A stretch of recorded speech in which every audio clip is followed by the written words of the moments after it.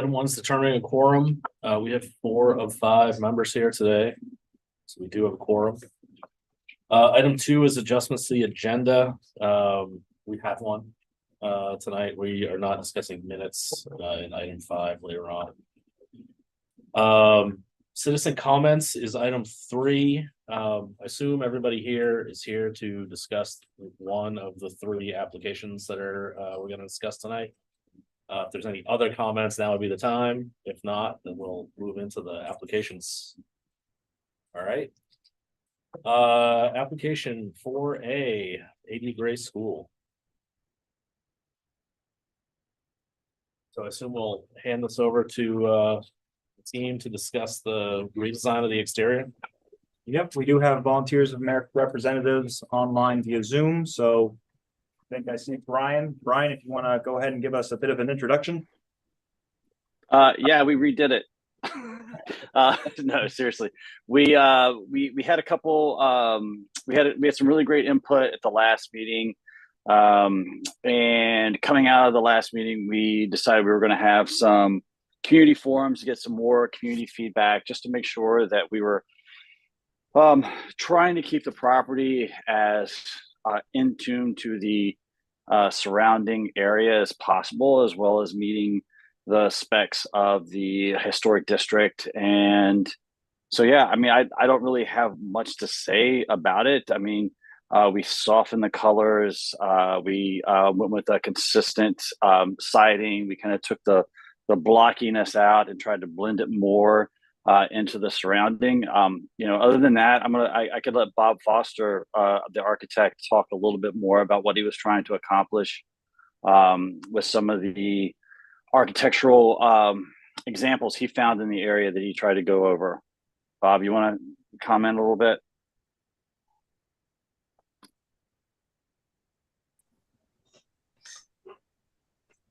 Max, do you have the images up on the screen of the project or no? I do not.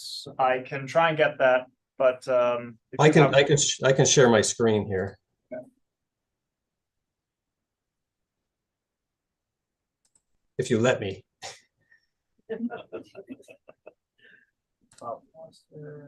Can you allow me to share my screen? I'll make you a co-host. That's what I'll do. Now you should be good.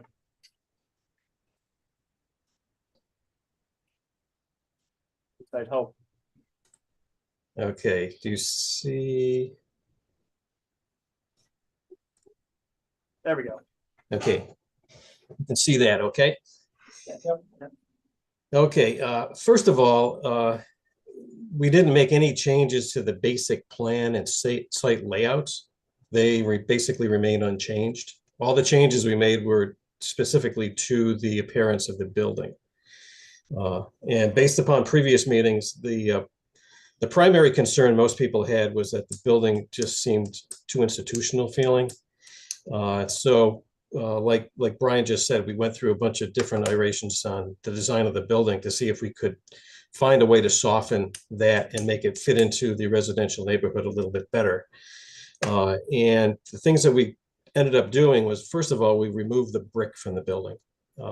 There is no longer any brick veneer on the building at all. We know that brick is prevalent in the downtown area of the historic district, but up in this area of the historic district, their brick really isn't prevalent.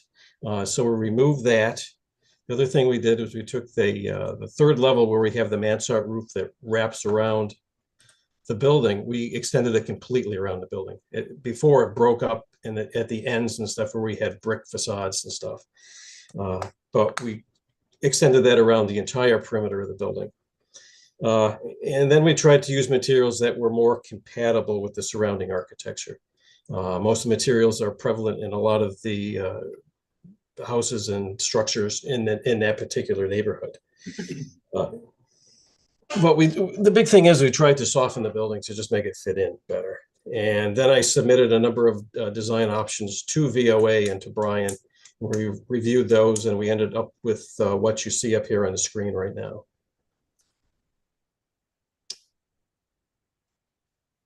So if anybody has any questions about what we've come up with, we can answer those now at this point. I got a question, an overall question. So when you raise the building, the AD Gray School, Yep. do you repurpose any of that masonry or any of the items in that school? Uh,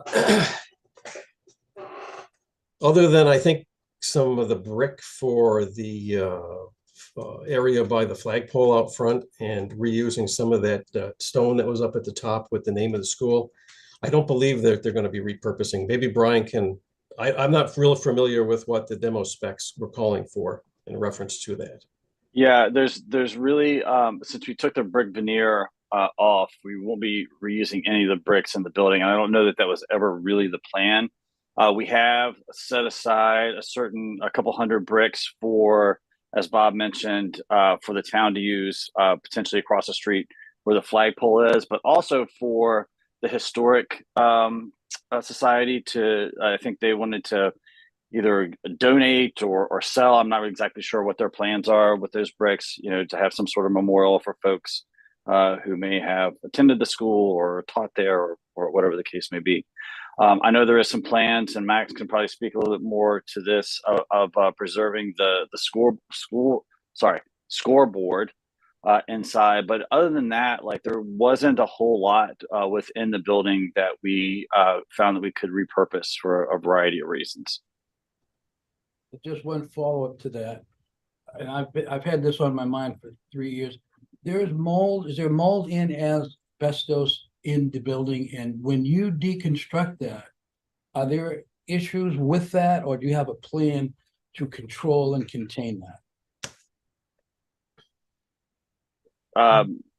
So I can speak to, I'm not by no means an expert in this area, but we did hire Ransom Consulting to come up with a plan for the demo and the remediation of all the contaminants on site. And yes, there is a very detailed plan. And when we went out to bid for those contractors to come in, they're all very aware of all of those needs. And we were very happy to have about 10 different environmental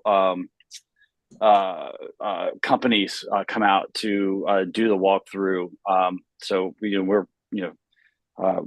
we're pretty satisfied. The organization, the company that we've gone with is not only are capable of it, but they're able to do it on time and on budget.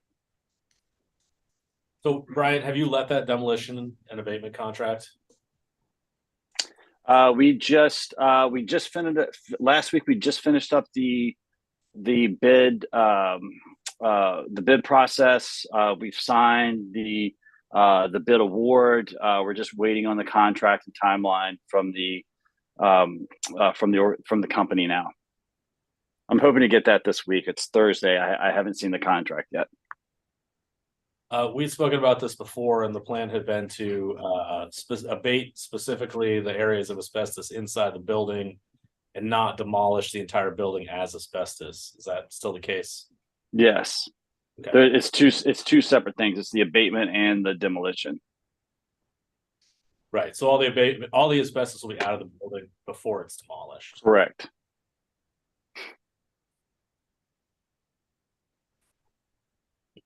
All this stuff is, the funding that we're using to do the demo and abatement all falls under HUD, and HUD, has some very strict regulations on that. So when we put everything in the VRAP and the plans and the bid process, like all that information went in there. So the contractors are aware of how all this stuff has to roll out.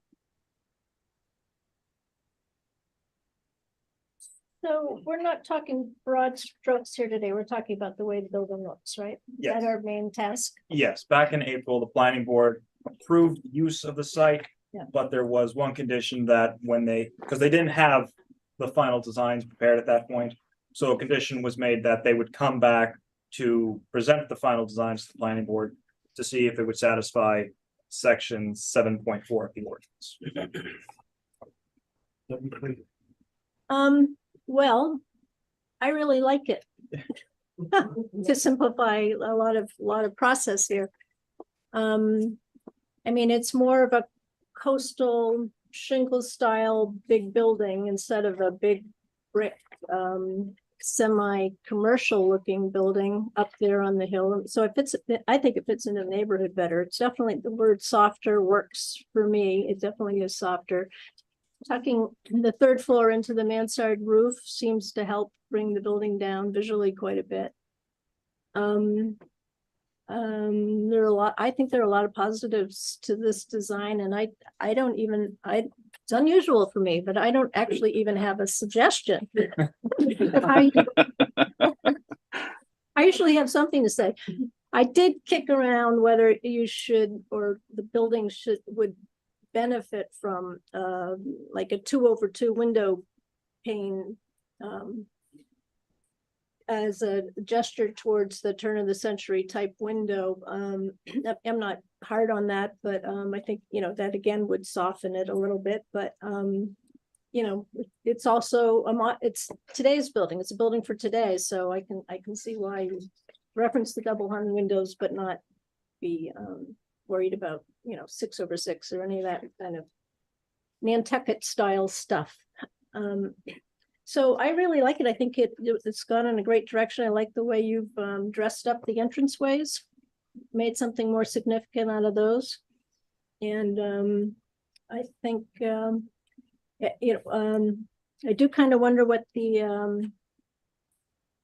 bottom line of the mansard roof is going to look, how that's going to trim out, but you've got it drawn as a very thin edge, but I'm sure you'll resolve it as you, but anyway, I think it's been a huge forward step in the process. Are there any other pictures that we can have? Yeah, aren't there a few other images? I think it was just the 4 that you had, but yeah, You've you got guys could just rotate through some of those. from the street Yeah. Well, yeah, from the street, this is a street view. coming up. Coming up what? School Street? School Street. Yeah, School Coming up Street. the hill. Right.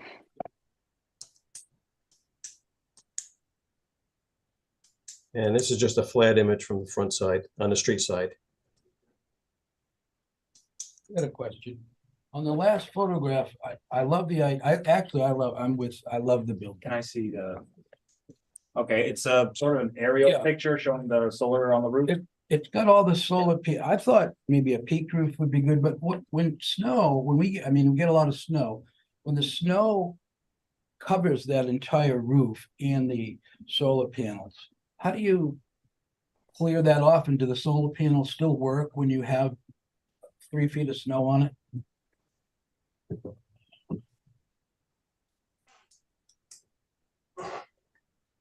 Well, I'm not the solar expert. I'm going to leave that one with Bob or. well, I don't know if I can completely answer that. I mean, snow does get on the panels. It doesn't tend to stick on the panels like it would the rest of the roof. So they do have a tendency of operating through the winter. I know you guys have a similar application at your project in Bayview in Portland. You've got panels on the roof. Yes, VOA does. Yes. So I don't know, how have you been, how have you dealt with the snow on that roof? Do you know, Brian? Maybe Travis knows. Is Travis on? Yeah, it's not an issue with the panels at Bayview or in Bangor. Okay. Yeah. So it's a snow just doesn't seem to adhere, it stick to the panels? No, and it typically melts off pretty quickly.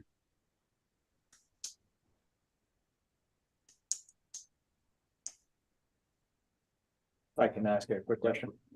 Hi guys, this is Max. I have had some people ask about where the condenser units for I think you were gonna have heat pumps on there. That was on the original design on the roof. Do you have an idea of where these units are gonna be on the new proposed site? At this point, we're thinking about the back corner there, not far off where that storage shed is. Okay, But up closer to the side of the building. would it be fenced off or left open? Well, it's either going to be vegetated off or fenced off.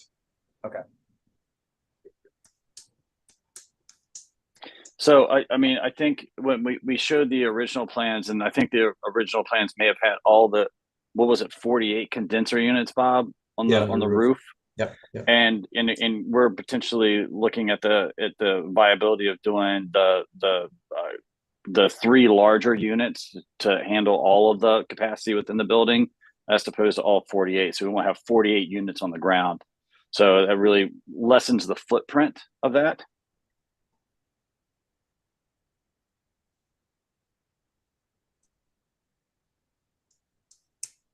What kind of materials are you planning to specify for the exterior of the building, the siding and trim and windows? Well, at this point, we're looking at the shingles that you see on there. The gray colored shingles would be a vinyl, which is actually a polypropylene product, like the Certainty siding product. The mansard would probably just be an asphalt shingle. All the trim work would end up being a PVC trim. And vinyl windows? Yeah, and vinyl windows, yeah. They fixed windows? No, those would be operable double hung windows. Oh, okay. And did this change any, of how many units are there going, do you propose, and did the redesigning of this change the amount of units that you're gonna have? No, the number stayed the same. It's currently designed for 36 units. Is the full extent of the HVAC system just gonna be the heat pumps? Is there no rooftop unit providing ventilation, makeup air, that kind of thing? I don't know the full design on it at this point. There's probably going to be some type of makeup air or recovery type units on the roof. And there's going to be backup heat in all of the apartments as well. In case temperatures drop excessively low, there's going to be radiant electric heat baseboard in all the units as well. Yeah. I really enjoy the redesign. I think it looks much more congruent with everything else that's around. I appreciate that the money that you're saving by deleting the brick let you put some more detail on the parking lot side of the building. I think that really makes it look better. Are there any more comments from the board about this? Yeah. Just one, but, and again, I love the project and I love the look, but 7.4.1, minimal alteration, every reasonable effort should be made to provide compatible use for property which requires. I've always felt, and I've said this years ago, there's a fair amount of ambiguity about what it jives with what. I've always felt. So I just want to compliment you on bridging that. I think it does fit in nicely. That's really great feedback. Thank you. We love that. So will they come in front of the board again with a final site plan, or after this is just goes in front of the CEO permit, or what's the story? Yeah, so the code enforcement officer, ignoring the code enforcement officer's building permit for a moment. If the board is fine with the design, you would make a motion to approve the design as presented, and if you wanted to include any other conditions relating to the visuals, you would include that as well. Like if the condenser units you want to have screened with the fence or some trees, some guarantee of that, you would note that. You mentioned some materials earlier, Brendan. If you wanted to be sure that those materials exactly are used, you'd include those in your conditions. And you just have the motion to approve the design, right, so that once they've addressed the other conditions, they get their building permit. Well, in terms of the site plan, And you would still sign the final site plan. okay. Bless you. So, but they wouldn't come and do a presentation, it would just, the site plan would arrive. Okay, so that piece, that brick piece on the other side, it's not your land, but that you might do something, and that's a little vague right now. Sorry, You go go. ahead, Max. No, you go ahead, Brian. No, I was just going to say, we just put that in as part of a suggested design. That piece of property is still going to be town owned. You've got a flagpole existing there. We thought it would be nice to, use some elements from the old school, but that's really up to the town as to what you do with it.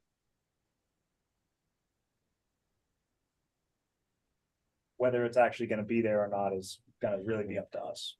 Okay, well, And that was. a lot to say about that, but not And- tonight. Well, and that was if the Waldeboro High School sign Right. could stay in one piece, Survive. that would yeah. be where it's located, at least temporarily. Same thing with the flagpole, we'd keep the flagpole up unless we want to get rid of that parcel or change it into something else. Well, it could be good parking spot for the playing field. So that's kind of in the way, that thing. No. But anyway, that's another, we're not hung up. Yeah. By that at this point, okay. The parking lights out in the parking lot, is that part of the plan or? I see it in the elevations, I don't see it on the site plan there, but, street lights, you mean, kind of? Street lights, yeah. Can you, talk about that, Bob or Brian? I'm Well, sorry, I didn't hear that part. Did you hear it, Bob? In Lights. reference Oh, to. oh, lights in the parking lot? Or lights generally on the building or as you're driving up? We- Road, The site plan locates that was submitted, it indicates lighting in the parking lot. There, and if you look at that bird's eye view, you can spot a few of the light fixtures in the parking lot. And then at the three entrances into the building, there's going to be canopy lighting under those little canopies. But there's no street lighting proposed.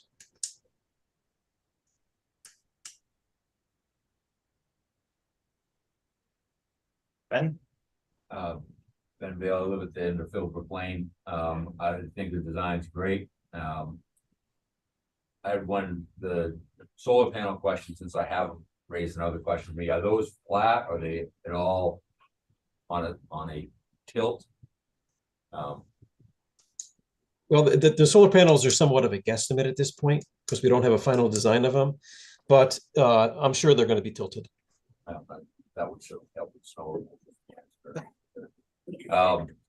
My questions now go to the building being taken down. I shouldn't assume anything. Will there be plans to make sure that those of us that are down over the hill can get by the construction site?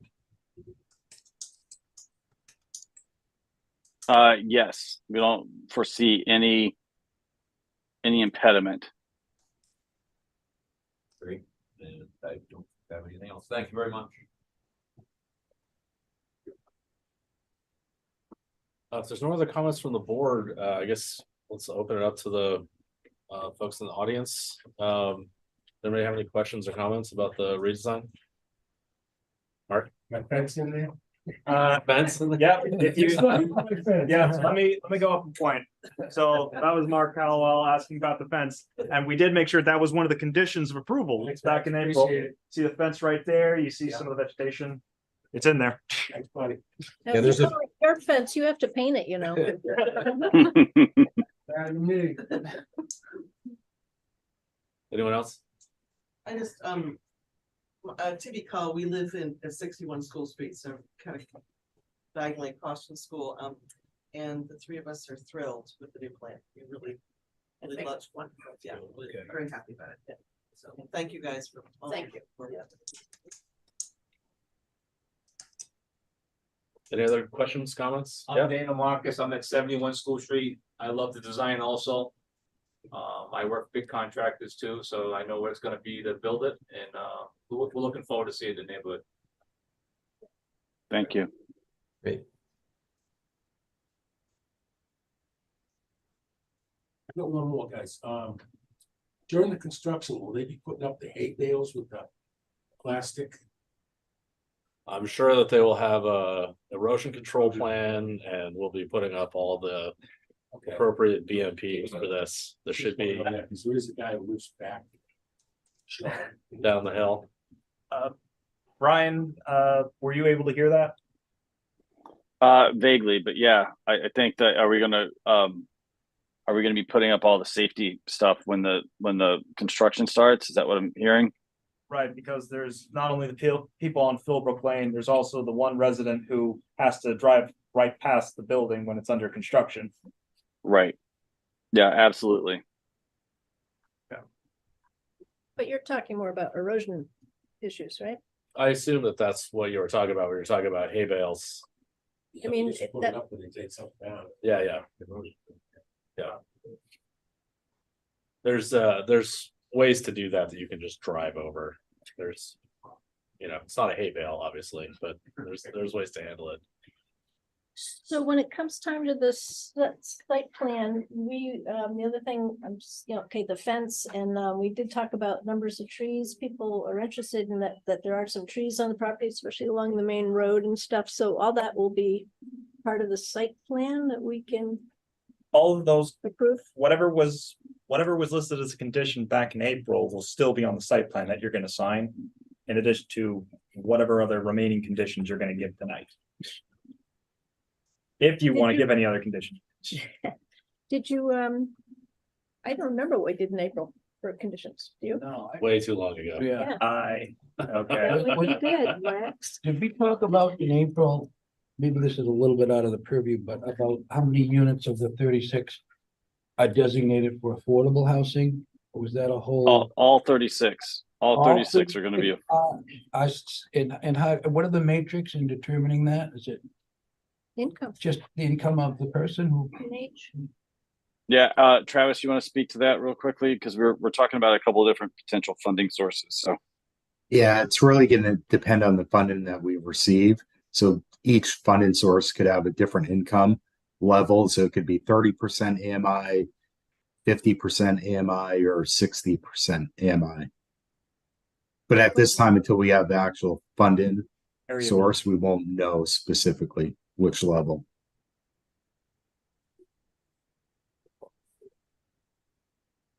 So I do have the list of conditions that were approved back in April.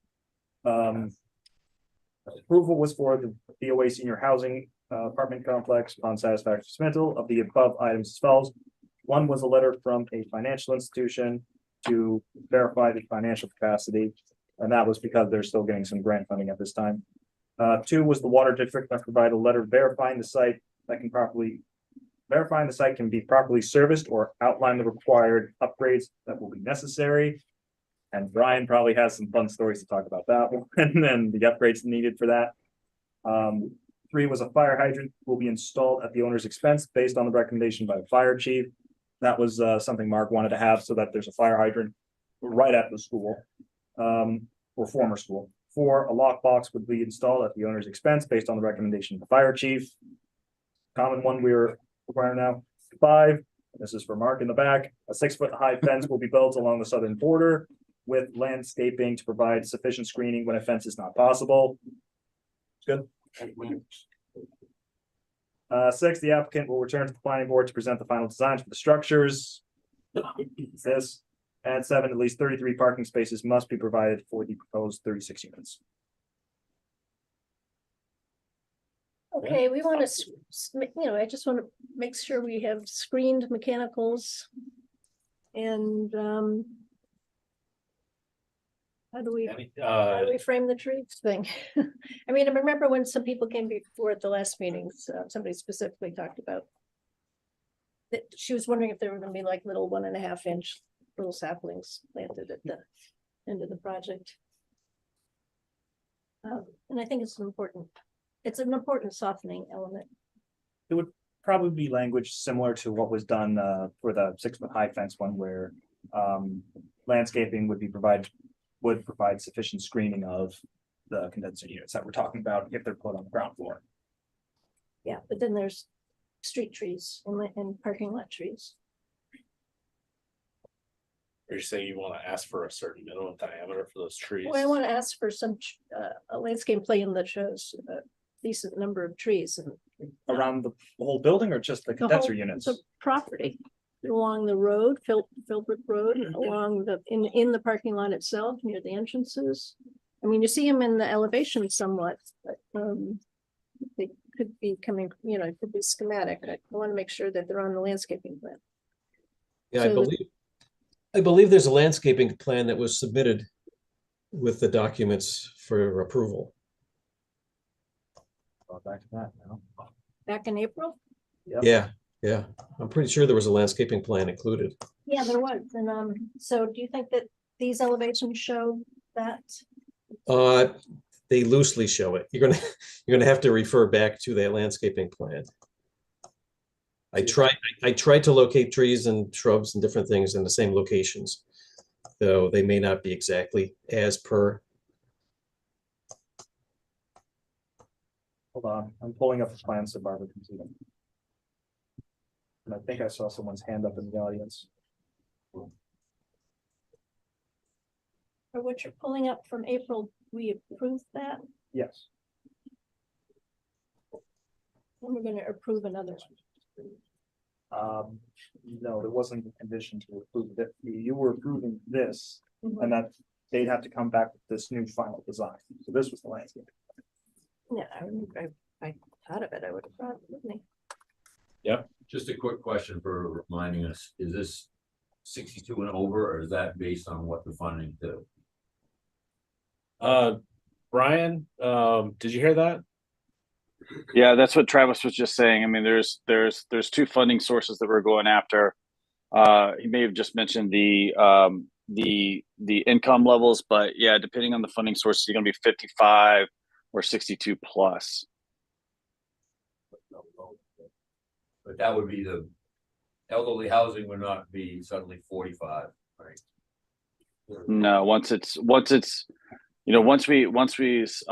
nail down the funding, that'll be in our contract with whatever entity, whether it's Maine Housing or HUD.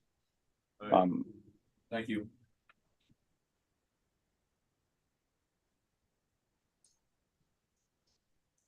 Okay, this is at a minimum number of trees that'll arrive.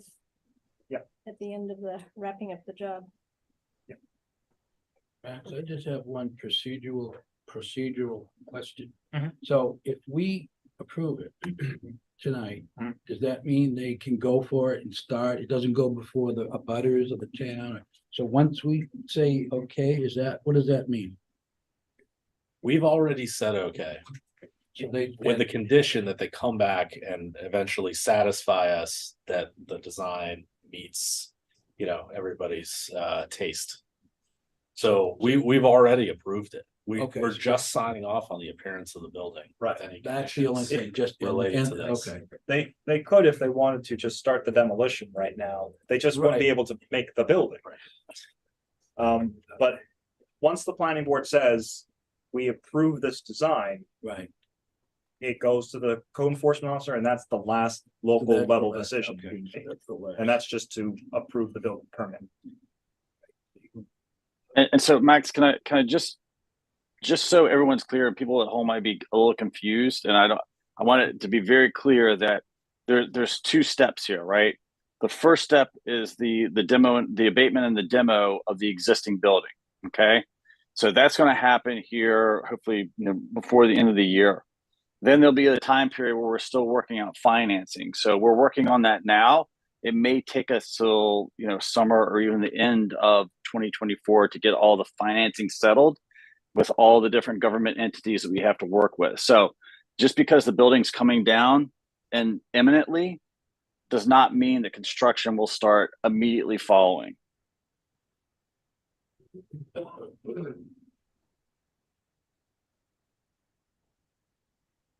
So what are we looking at, a pit? What, if you remove the buildings? or No, just- they remove the building and fill it in. I think there's some there'll be where grass can be, they're going to come back and fill in and put grass down where it can be. So it'll be a lot until we build it, but it won't be just an empty space. It'll all be backfilled. But they'll be taking out the building, they'll be taking out the parking lot, tennis court, and everything, and just prepping the site to have it ready.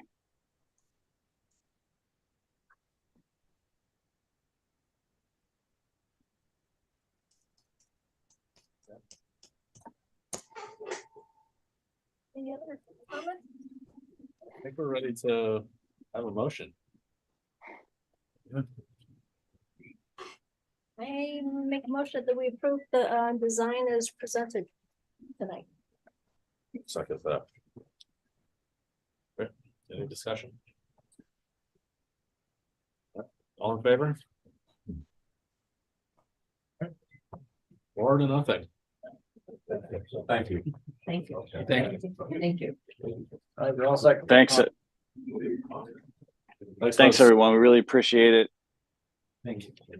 Thank you. All right. Jesus. If anyone is gonna be heading out, just make sure you sign the sign-in sheet that's at the little table before the door. Just wanna make sure we get everyone, for the minutes. All right, moving on. Next up is 646 Union Road. Thanks for coming. Yeah, I'm gonna take this about the gazebo. Thanks. Are the folks for 646 Union Road here? Is that you? Great. If you would you come up to the podium and introduce yourself and tell us about your projects? Everyone. I'm Greg Collins. I live on 646 Union Road in Waldeboro. I'm looking to put on a garage addition, 2 bays onto my existing building. All right. This is in our hands because you're in the rural zone, correct? And so it's a planning board approval for every permit in the vehicle maintenance, right? So if this, what the ordinance has that if the addition is gonna be under 10% of the total floor square footage of existing footprint, what's there, it wouldn't have to come to the planning board. It'd just be a CEO approval. Got it. Because this addition is beyond that 10%, it does need planning board approval. How much beyond it is it? That's roughly, it's roughly double, right? Greg, it's an auto body shop? Do you do body work and that type of thing? Yep. And do you have ventilation issues or anything? How do you make sure all the paint and that stuff, when you grind it, it gets properly Yeah, all busted? our painting goes to Belfast, actually. So It's not even gonna be done, no, it gets transported. We don't have a paint booth, right? so So there's no paint, okay. Yep. so everything gets shuffled to Belfast, Stanley Chevrolet. Congratulations on your business doing so. Yeah, hey, thanks. It's been a long reach. So it has to be this big because you've got 2 bays and you know how big the bay has to be. Yep, so I actually have tow trucks, and right now they don't fit into the existing 2 bays we have. It's too shallow, so we're looking to just go a little deeper with the next 2 bays, so we can fit our tow trucks inside and close the doors during the winter. Melt snow off of them or work on them, service them, repair them without having to have the door open. Right. So I see on your site plan here on the grid paper, it gives the setbacks off the back property line, but not off the addition side. Oh, it's quite expensive going that way. There's lots of land on that side. of it. Yeah, Okay. yeah, there's I believe 16 acres straight back, basically.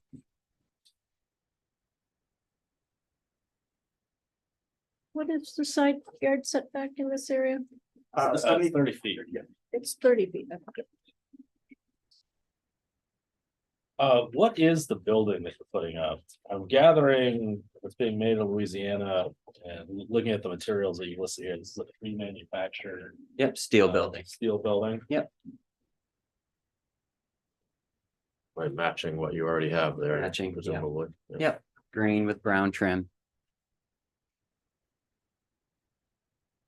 Greg, you get any leakage from the vehicles? And that, I see you got 12 inches of like loam. Does that filter out all the, say, gas, oil, whatever that might be seeping off of a? Well, we have a vehicle? concrete floor, so How does that? you know, everything that does get dropped or dripped goes on the floor, and we wipe it up, clean it up. You wipe it up? Yeah.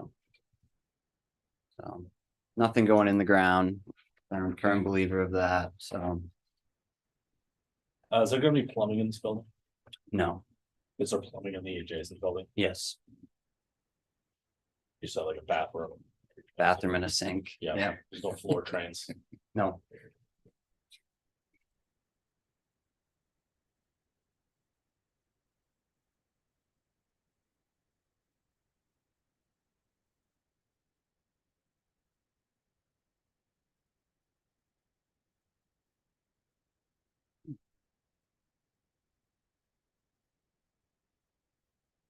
new building will basically just get some lights, electrical, air compressor, probably.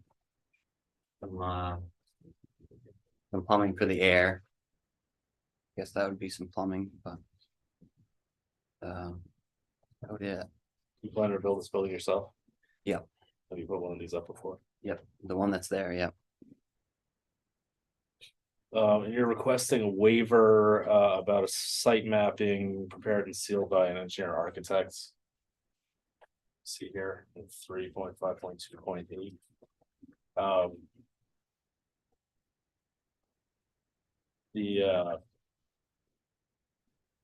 It's broken up with some drawings and. Okay.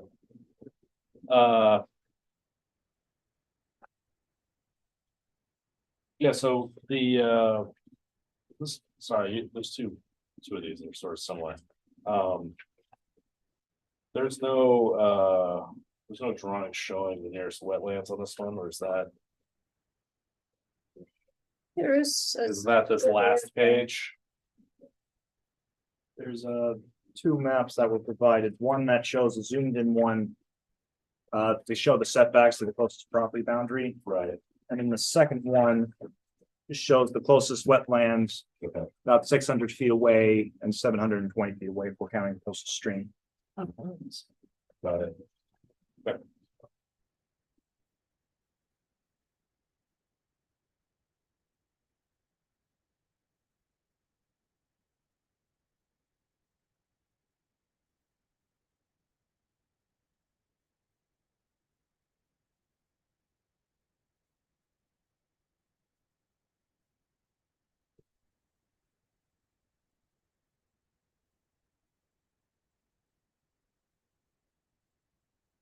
Yeah, Mark actually had a question that if it was all right for me to say. Yeah, sure. So Greg, you gave the subsurface wastewater disposal application.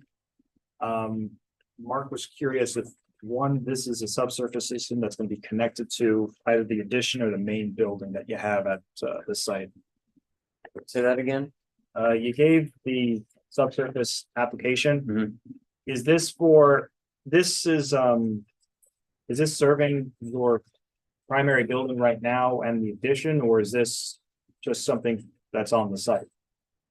I guess that's just something on the site. I'm not quite familiar. Okay. I actually had a friend help me with a lot of it, so. This is because that building, your existing building already has plumbing, right? Yes, So that has a septic system that's. there's a that goes septic to- plan. We have a septic plan, but we can't actually put it in until we get the frost walls in.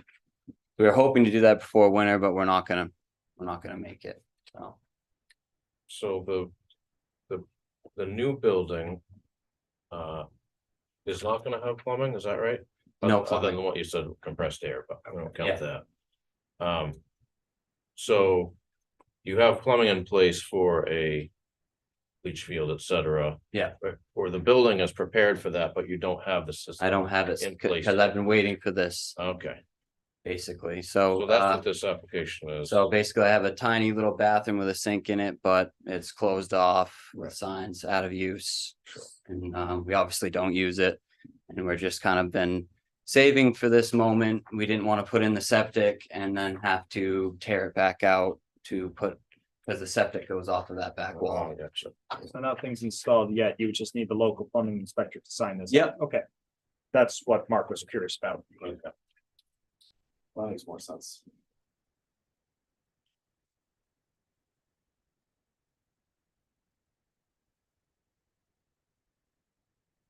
You mentioned you have a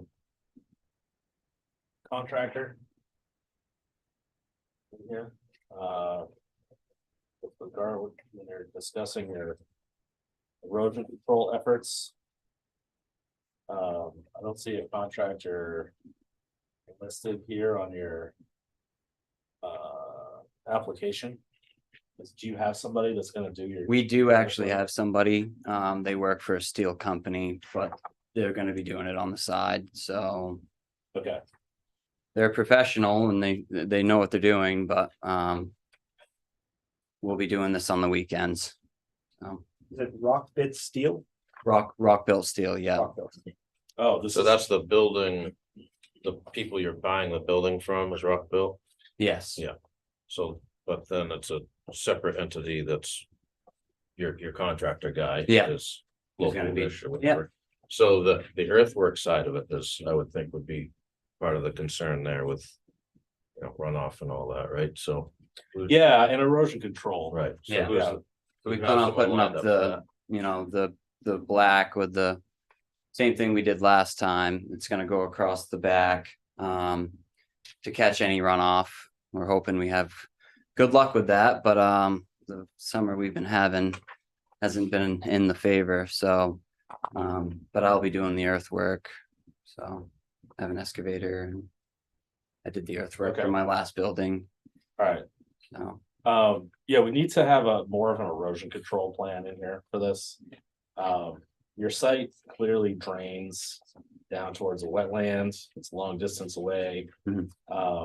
The rule on this is that you're supposed to provide with this erosion control plan that meets up with the main DEP standard. Yeah. The DEP has plenty of resources that'll tell you how to do it. Great. Given what's there, probably all you need is a piece of silt fence. That's what I think, yeah. That's the black stuff that you're talking Yeah. about there. Yeah, but we need to, you know, see what you're going to do. And in your erosion control section, you're just saying, you know, we're gonna do something. And you know, need to see what's going to happen, where the things are going to be, where your spill control materials are, all that kind of stuff. Okay. He is putting it on mostly a previous parking area. It's not disturbing a great deal of new territory with the new additions. Yeah, It's all kind of used hard pan already. As much as it can be in this mud, but you seem to know more about the site than I do. well, I'm just looking at this. You know, it's basically quite a large parking area. So. May not require too much. I mean, it doesn't even, is the parking area? It looks like a fairly gentle slope there. Is that the case? Yeah, it's a gradual hill. Yeah. Now, is that erosion control thing something that's come here or when he goes to the CEO for a permit? Usually the stormwater management is a standard that needs to be addressed. It can be something that is a condition of approval where the code enforcement officer can handle it if you don't want him to wait a month to come back and present it, but that's always a decision up to the board. Are you planning on pouring your slab this month? I was hoping, but, we're running out of time, so it might be something in the spring. It's all depending on the weather, so.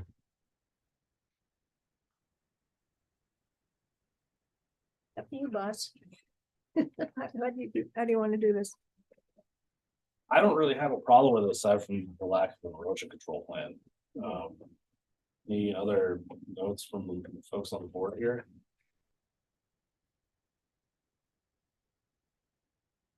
If that's an item, in my opinion, if that's an item that can be, you know, obviously required, but handled by CEO. You know, it'll all be legit that way. I don't have a problem with that. I don't feel like we need to sit again for that. No, we can approve it with a condition that an approvable plan gets provided. If there's no other comments from the board, I guess let's open it up to the audience. Are there any notes from folks in the audience about this proposal? Nobody. It's amazing. All right. Usually somebody stands up with something. There's a new building going in. That's good. Thanks, I appreciate it. All right. Unfortunately, I forgot the checklist to go through the articles like we usually do.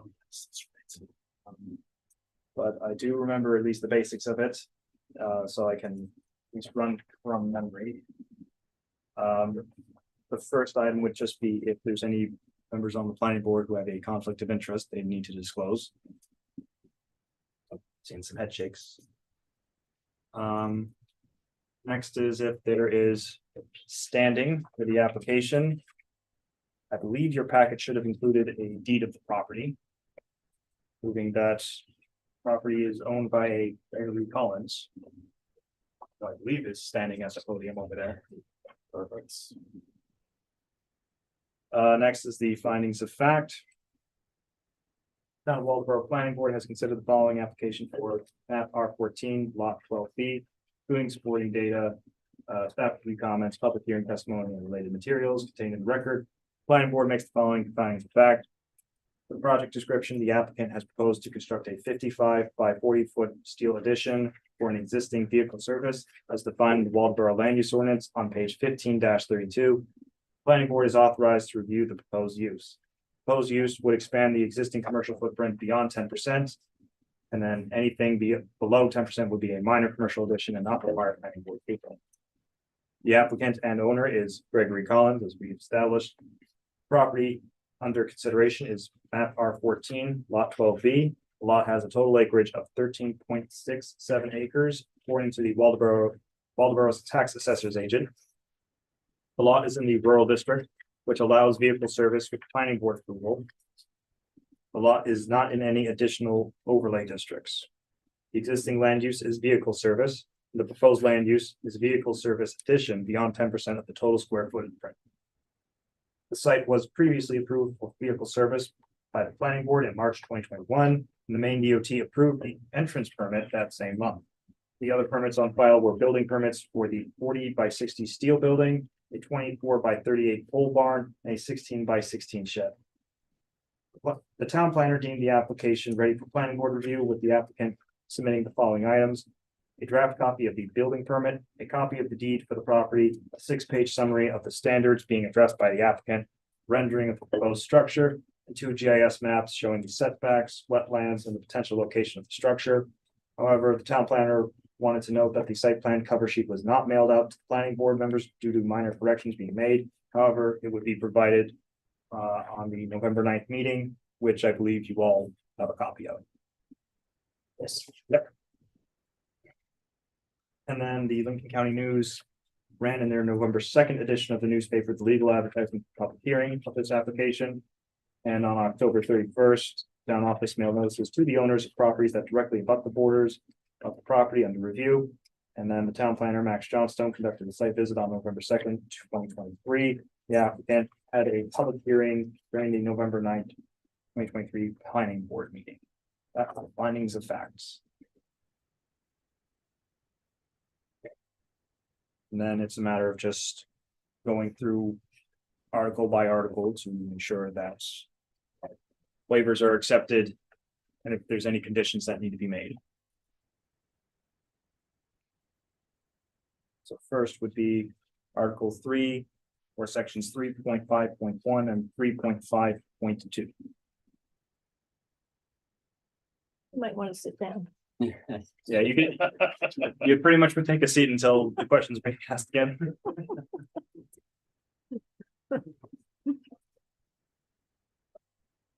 Boring, but if I don't do it, someone's gonna. I know.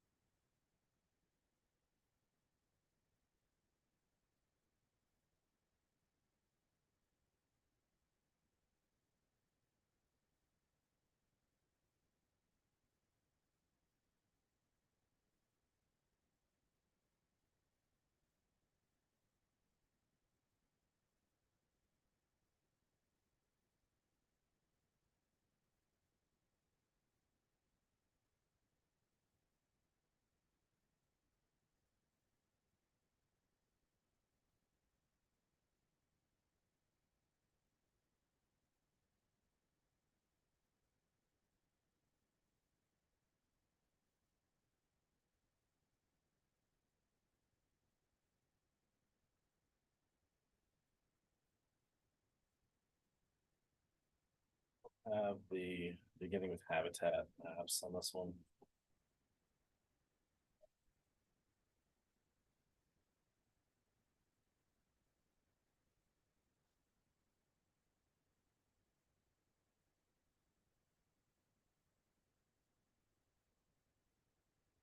Beginning with habitat maps, actually sort of overlaid with the last one that I showed you. It's overlaid on that? I can also go back to find, well. Those are the wetlands that beginning with habitat would be referencing. It's just not official layer, but I can go back if you want me to find that. Oh, I see what you're saying.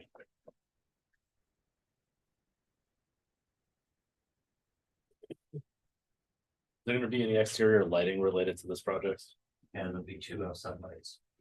It's like On wall the wall building. packs or something? Yeah. On the doors.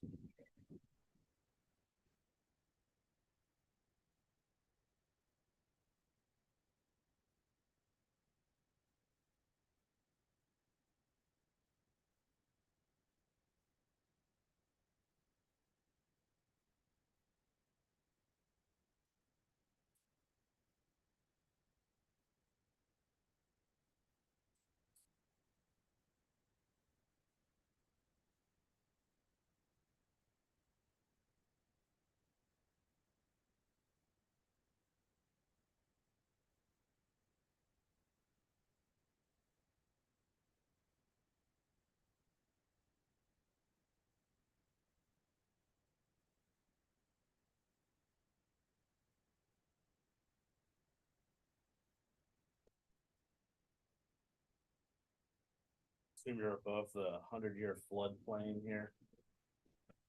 I hope so.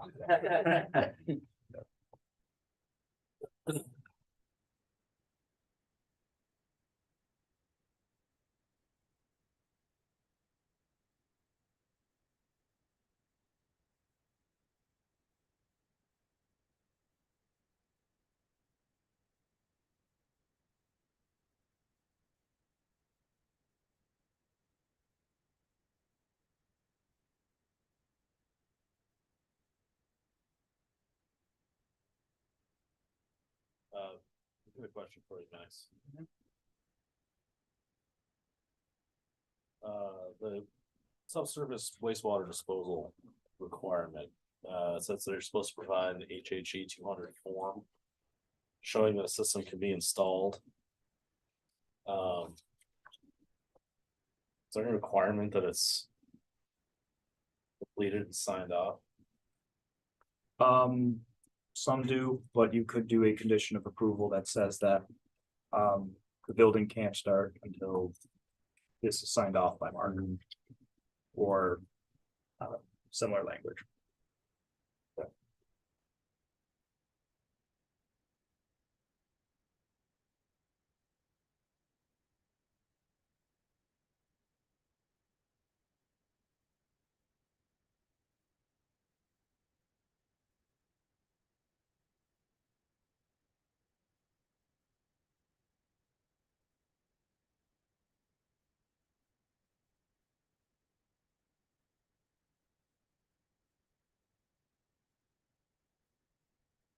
Beyond 3.5.1 and 3.5.2.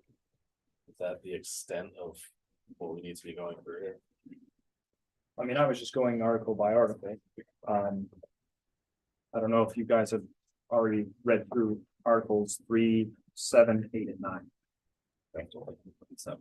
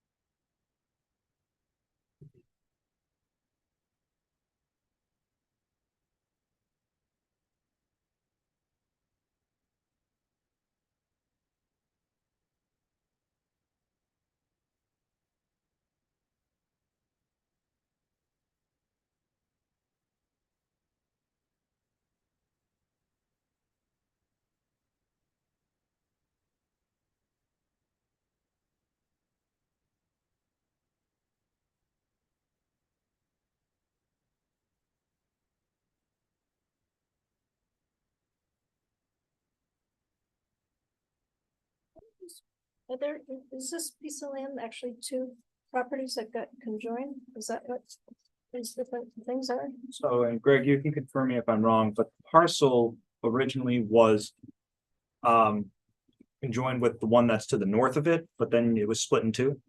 Yeah, so it used to be one big parcel, 30 acres or so, 28 acres, and then it was split close as we couldn't have.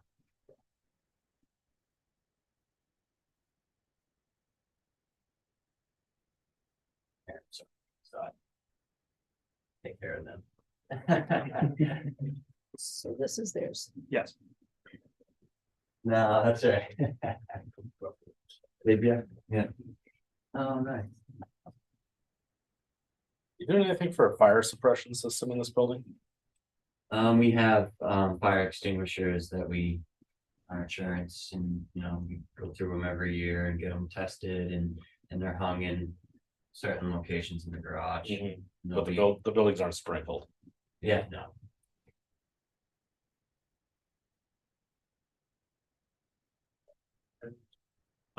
I'm forgetting for my own timelines.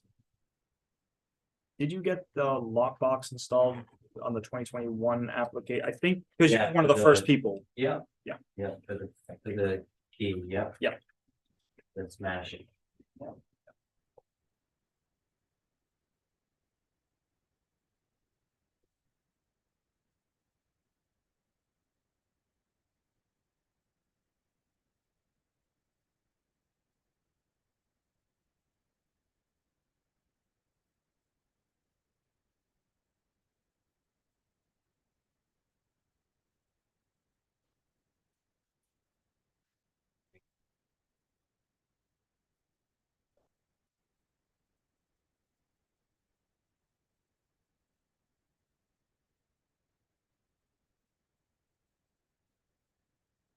Run through the usual votes we have if everyone's all set. Yeah.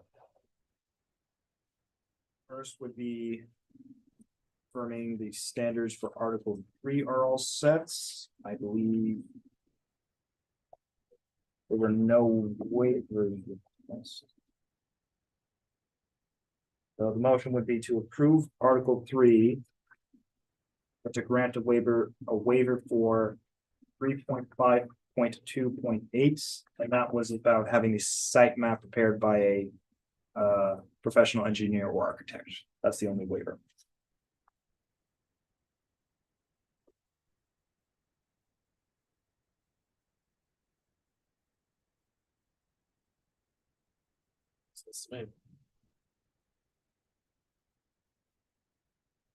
Yeah. Motion to approve I move- Article 3 with the waiver for 3.5.2.8. I'll make that motion. I'll second it. All in favor? All right. Next is Article 7. 7.4 would not be applicable since this is not the historic village district.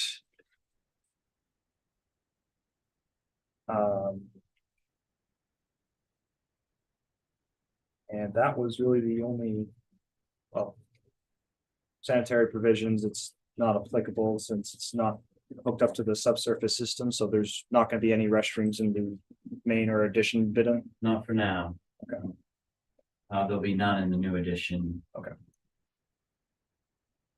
So then, motion would be to consider Article 7 complete with waivers for, well, I guess 7.4 and 7.9 are not applicable. Would we just be ignoring the Not septic applicable. application? That would probably just be a condition for the code enforcement officer to approve. Isn't that related to the previous building, though, the previous application? There's no bathroom in this building, there's no plumbing in the building. Right. And maybe I missed the timeline on this whole thing, so the subsurface system that is going to be approved sometime in the future, but He not was just asking because he couldn't find a septic site on the map, so he wanted to know 'cause I have the plans and everything, but like I just gotta get the frost walls in and then I can execute that and then finally have a bathroom in our garage, but right now we just use a house.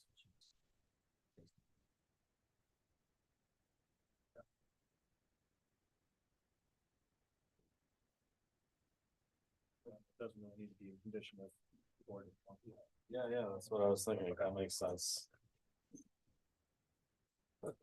Um. Yeah, so the motion would be to consider Article 7 complete. Make a motion that Article 7 is complete and submitted. Second that. All in favor? 4-0.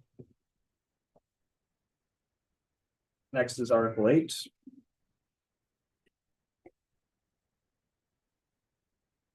Let's see.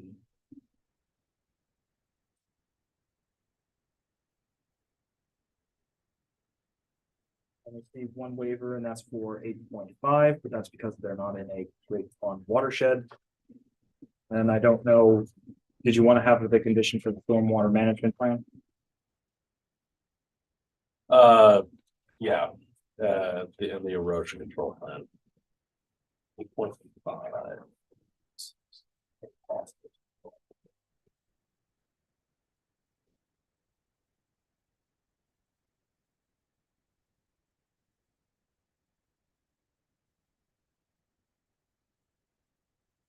So it's a waiver for 8.5. Yeah. And condition on receiving a erosion control and stormwater plan. For C, that the CEO must approve before certificate of occupancy.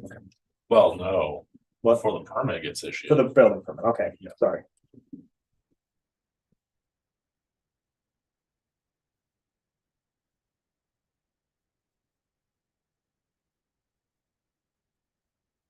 I'll move to approve Article 8. With the waiver for 8.5 and the condition as noted. That makes sense. For 8.1 and 8.2. 8.1 and 8.2, yeah. We'll second that. All in favor? Might be a good sample project to have the people on these kind of smaller projects, what a sample erosion control submittal looks like, what it could look like, just to have available for people.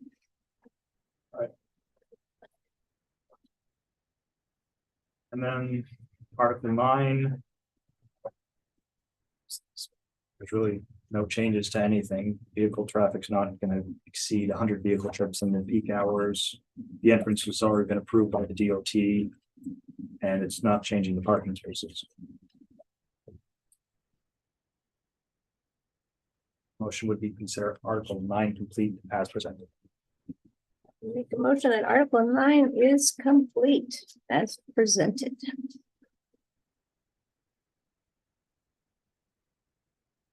I'll second that.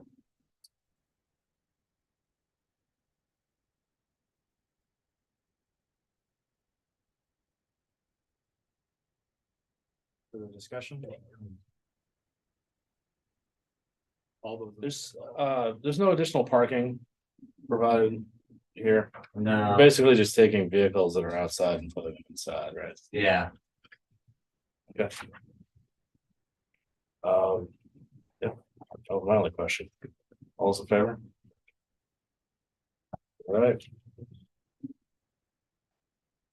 Lastly, the overall approval. That would be. Whether the board wishes to approve or table, but I assume the board is going to approve the application as presented. With condition that 8.1 and 8.2 are submitted to CEO for approval prior to building permit being issued. Can I sign this thing now? No, because I'd have to get the conditions written on there. It prints so nicely. Yeah, there's a lot of people who disagree with you on that part. So that would be the motion. Is anyone I'll move to approve that as stated. with the caveats we've asked for. Yeah. I'll second that.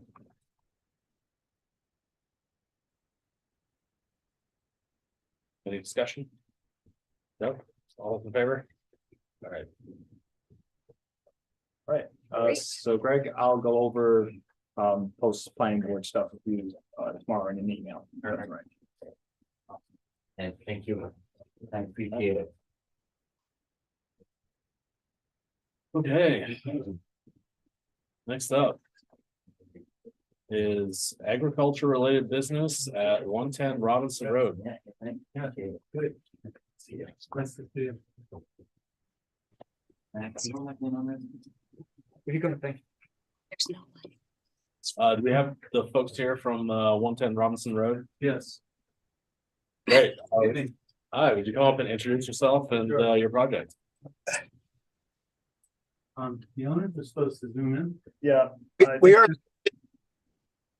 They're on Zoom. You can see them on the iPhone.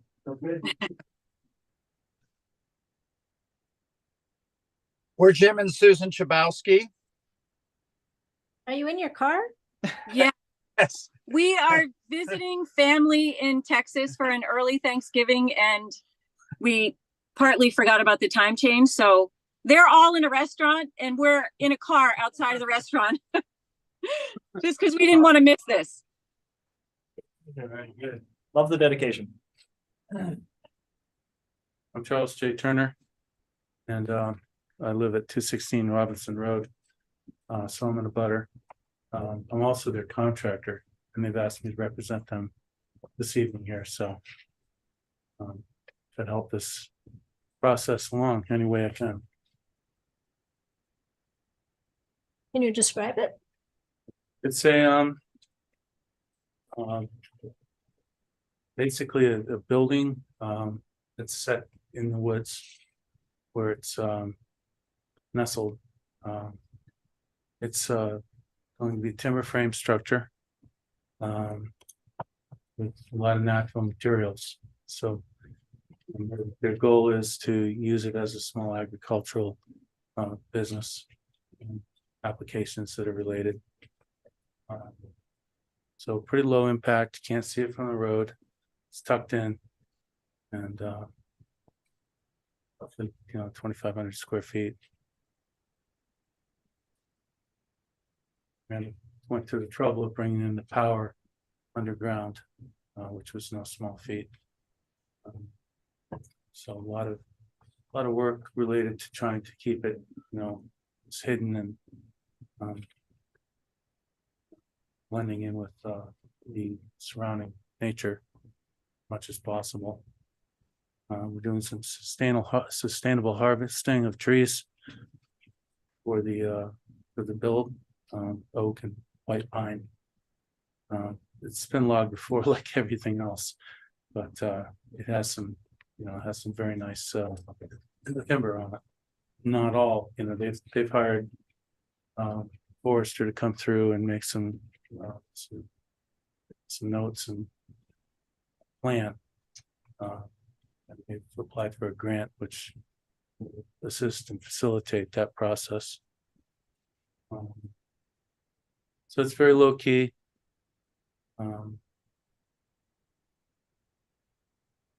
What else can I tell you about it?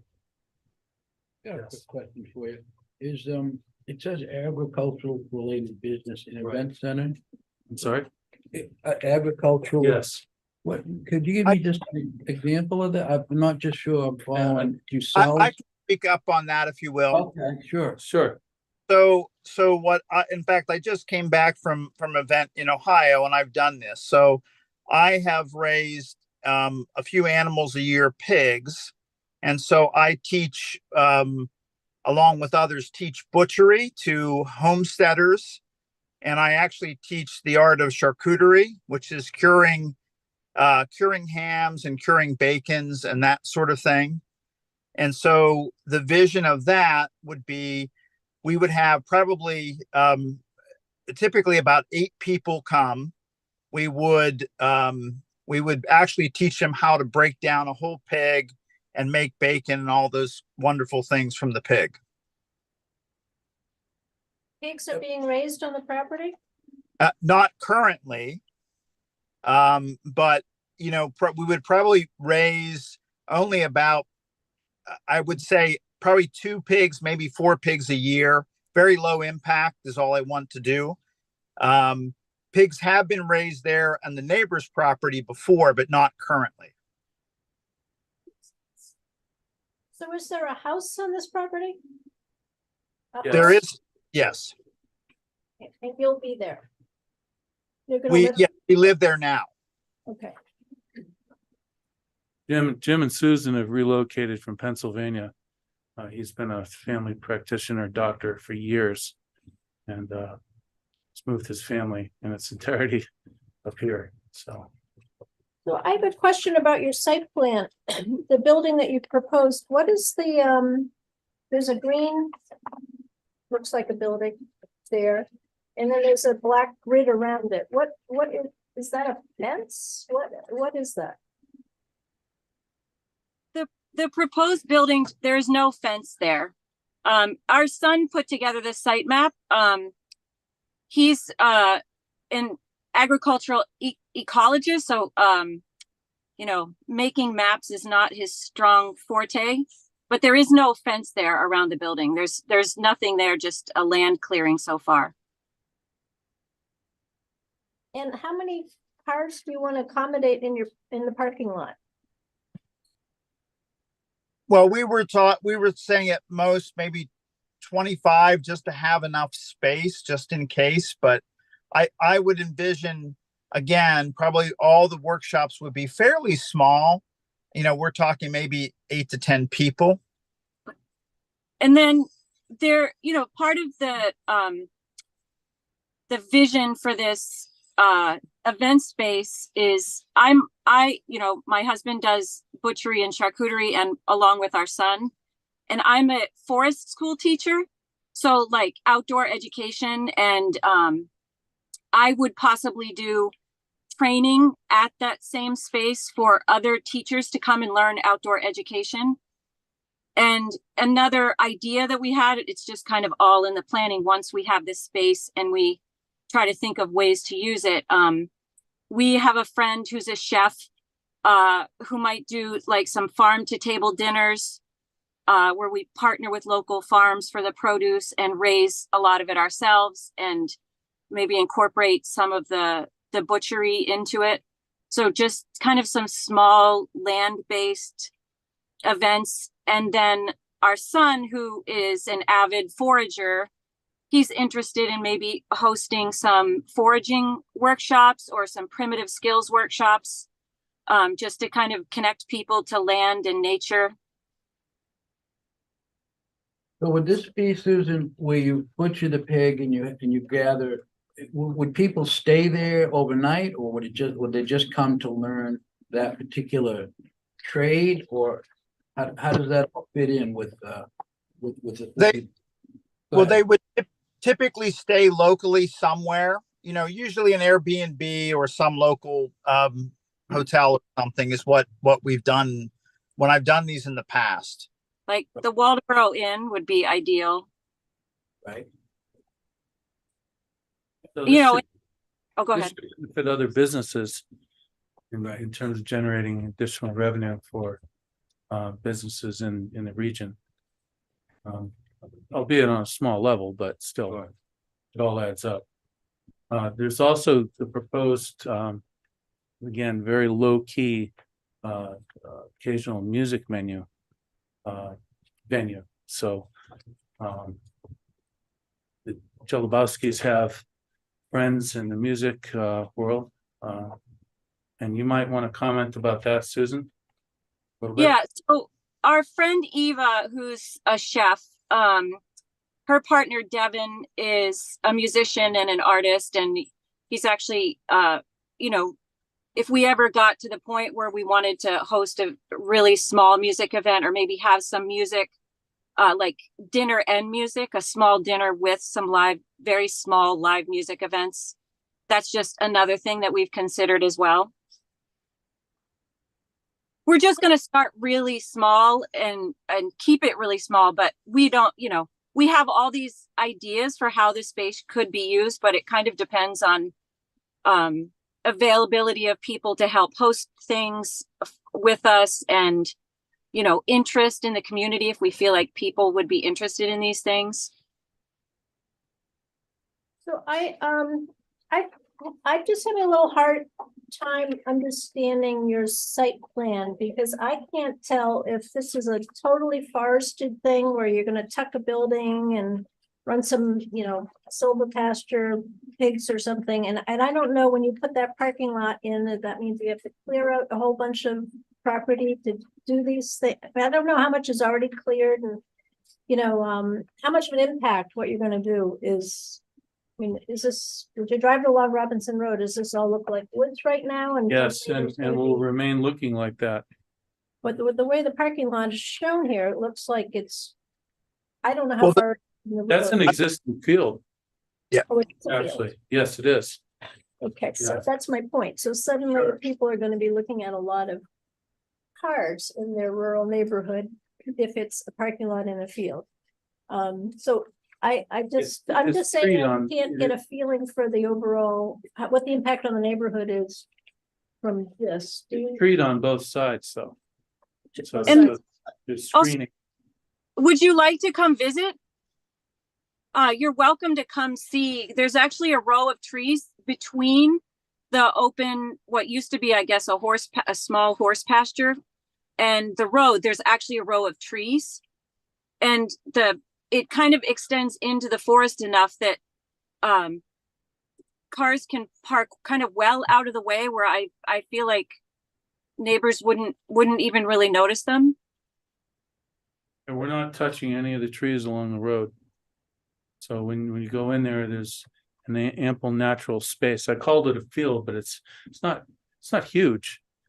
We asked for screening and things like parking, especially for a quote unquote commercial operation. And, you know, right now I don't have a sense of what's needed, you know, or even what to recommend. You know, there's trees along the road, but the parking lot's in the field. But the parking lot is in the field, but there's trees that between the road and the field.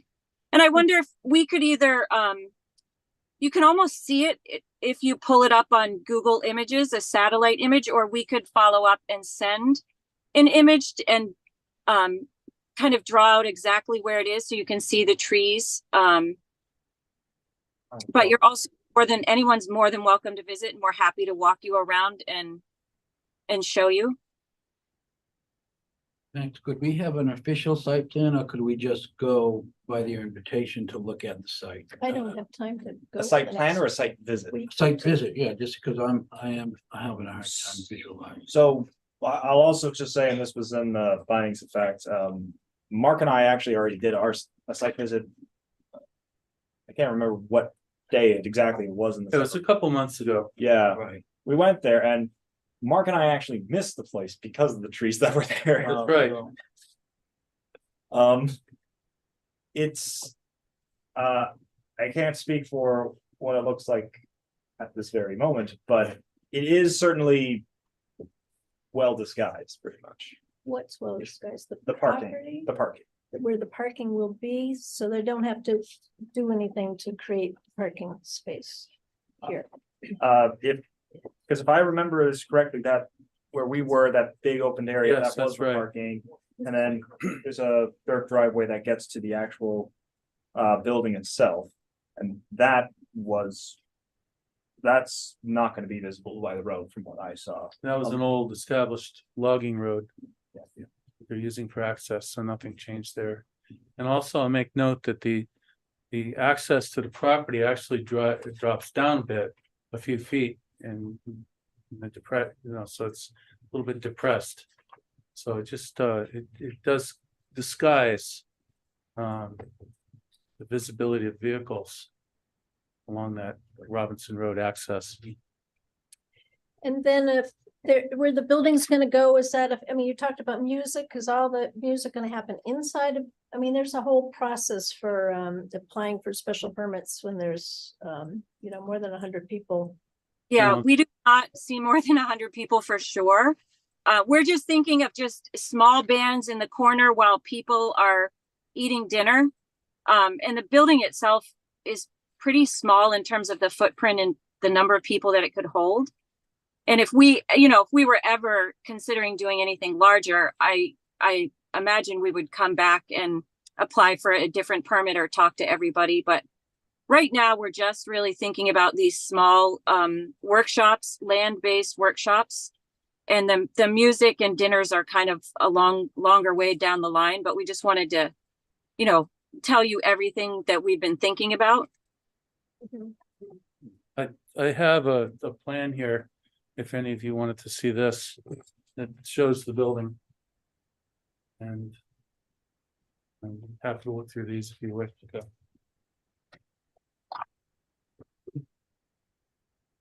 $36 by $48 is the enclosed space, and then there's a porch. Wrap around, yeah. The porch Complete space. wrap around, but on both sides. Yeah. One is interior space, the other is the exterior. The total footprint is 36 by 48, and the porch is included in that. Okay.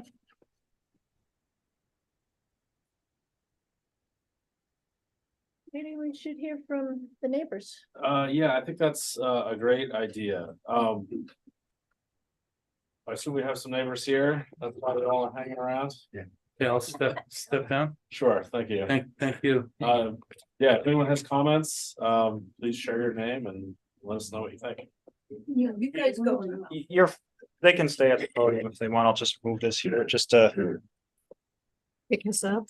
Yeah. Nancy Williams, I'm at the beginning of the Robinson Road, so my husband Al Maloney and I abut the property.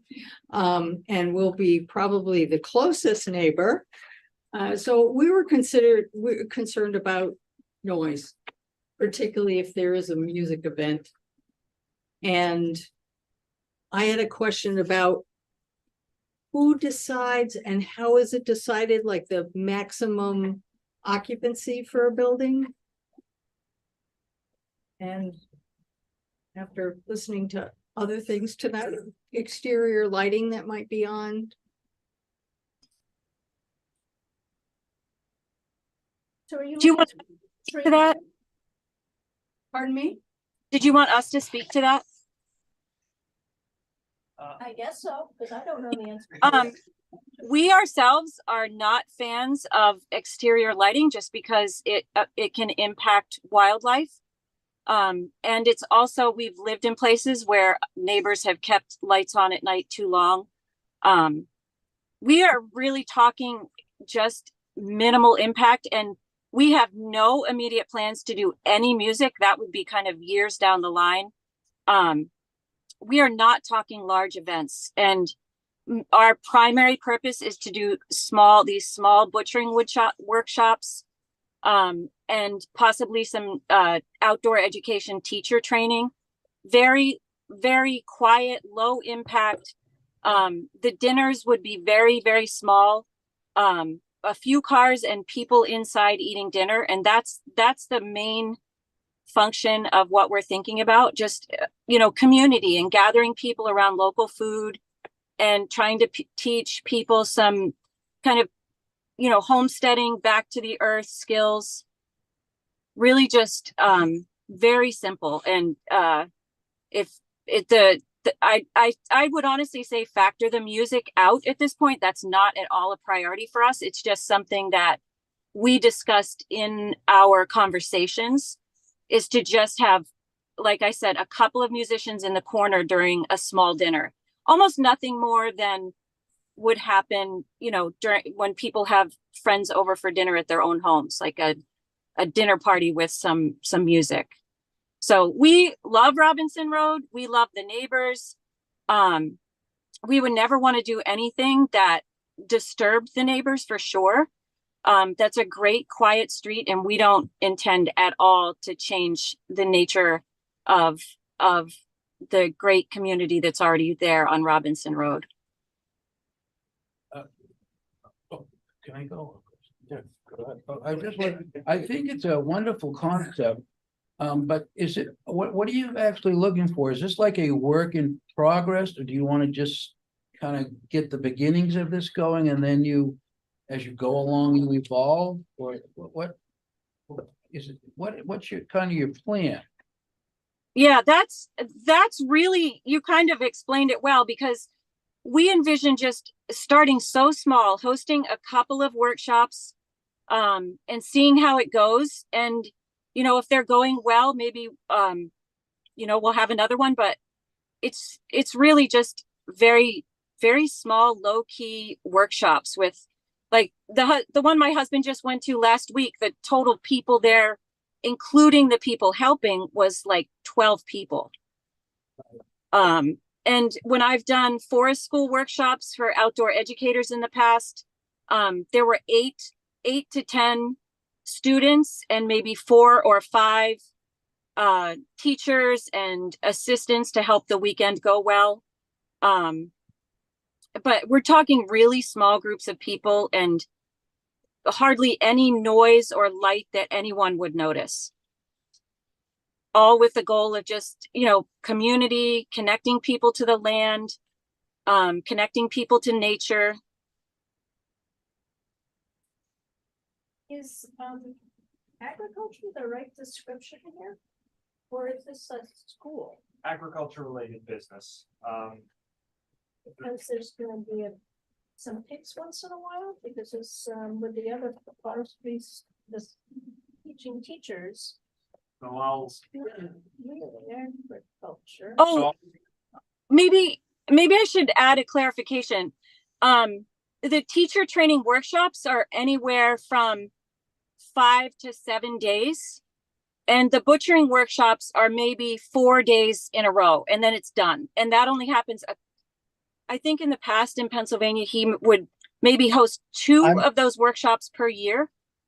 They're not frequent at all. In a teacher training, if they would just come and learn and be in the forest and, you know, have our meals together. And those trainings are, again, just a few days, maybe only once a year. We're not talking a lot of frequency at all. Just very occasional, small events like that. So Barbara, to answer your question. Yeah. Agriculture related activities. And this is from the specific standards on page 10-2. The purpose of this section is to establish requirements for activities which can supplement agriculture operations by providing additional revenue sources and opportunities for accessory activities which complement the rural character. These activities must be accessory to the principal agricultural use and are available only to agricultural uses which are operating. There are 2 categories of related agriculture activities, which are distinguished by the amount of traffic generated.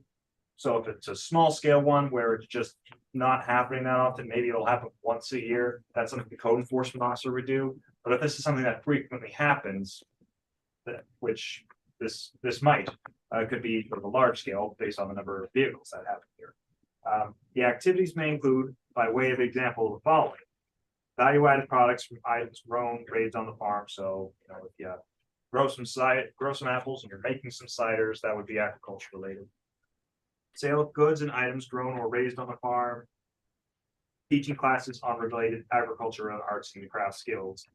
Social experimental activities for children and for adults, and similar activities and uses which connect to and complement the agriculture operation. So animals raised there and similar things you would see up there, that would be considered agriculture related, as long as they're teaching stuff associated with that. Where are you reading this? Page 10-2. You said I was in, right at the beginning, it's supplemental to an ongoing farming operation. Right. This isn't, it's kind of just appears. The pigs appear, the teachers appear, you know, it's not like an ongoing farm is my point. I mean, maybe it tends to be eventually, but it's just falling into these funny cracks. That's what I'm saying. These activities. One of the agricultural related businesses, our son would like to start his own mushroom business. So if you're familiar with mushroom logs, where you know, put logs in the woods to grow your own mushrooms and sell them that way. So that's another side thing, again, we're just getting started with everything, but we're trying to be honest and upfront with kind of what we want to do with this. Yep. Nice. Question, could I ask the question? Sure. Hi, Jim and Susan, it's Chris Duffy. I live on Oh, Robinson Chris. Road. Well, hi. I've talked to their son Pete quite extensively about what the plans are, and what they're saying fits in very nicely with that. I think what concerned me when I read the letter that was sent out about this meeting was the description of event center, because immediately I was concerned about, would this like morph, and it does sound like you have that, or you're leaving that morphing in the future possibility open, but into a situation where this building could be rented for events by outsiders. Like weddings or something. Right, Yeah. exactly, rather than just used by your family and friends to put on the kinds of demonstrations and instruction that you've described. And also, I mean, I think there's a general concern that there would be no parking on Robinson Road, because Robinson Road can't handle that. That kind of goes without saying. But hearing 25 cars even seems to me like a little bit too many for that part. I know where, you know, I know the piece of property, if we're right about where you're thinking of parking, and that seems, you know, 20 cars maybe, but I don't know. I think that's my biggest concern, is that there's some set limit on the number of people who can be in the building at one time. And it certainly seems modest by your description. And also the noise decibels, you know, if loud music ever should become an issue. Yeah, no. Just things like that. But Yeah. but not planning on renting it out or saying, you know, you can come have your birthday party here or bar mitzvah or whatever. Right, yeah, no. Yeah, We we don't have have any- no intention of doing that. Don't want to get into that business. There's enough people doing that, and we don't want to do that at all. Yeah. Well, that's good to hear. Yeah. Yeah, no, That's- I mean, this is good. It's just really good to talk this all through, because we don't want anybody to feel anxious about us changing the nature of the area. We are very modest in what we're thinking about, and we want things to be quiet and as they are. And what we're talking about are just very rare. Like I want to say occasional, but almost just events that are not happening often at all, just very infrequent. Right now, just a couple times a year. And if, you know, we ever wanted to do anything even slightly larger, we would take into consideration, you know, all of these things. We don't want anyone to be uncomfortable with where they're living, and that somebody else has moved in and changed the quiet nature of the neighborhood. We have no intention of doing that. And we respect everybody's concerns and would always go right to you. In fact, we'll just, you know, if we ever do anything that we feel like might be a question, we'll go to you first. Before we would even plan it or consider asking for a permit, we would check with you first. So, are you talking about? You're talking about the neighbors? Yeah. Yeah. She's got your phone number. Okay. We want to be good neighbors. That is a primary goal of ours. So, you know, you have our word on that. Thank you. Well, it sounds modest, and it sounds, you know, like some interesting ideas. I just don't have any sense of, like, you know, even like a little bit of music. I don't know if this is going, it's all cleared land to the neighbors, or it's all in the woods, or there's so many things. Well, we need to approve something that, yeah. you know, we can really look at, that, because I don't know what size this parking, how close it is to the side boundary, how far it is from the road. It's way too general for me. Do you feel this? Yeah, I agree wholeheartedly. I mean, in order for us to approve it, we need to sort of understand what you're intending to build, and this is building's very, not very big. preliminary site drawing here, you know. I sort of am scratching my head at the notion that you're gonna have a 25 car parking lot with no lighting in it. It seems like lighting is gonna be required and, you know, I think probably your neighbors are very curious to know where that's going to be located. There's a lot of details, that are not present in the, application, right now. That we really need more information about before we can approve it, I think. Yeah, yeah, we can provide that. And also, I think we just looked at that open lot for parking and it looks like maybe 20 or 25 cars could fit there, but what we're talking about is more like 8 to 10 that you would barely notice.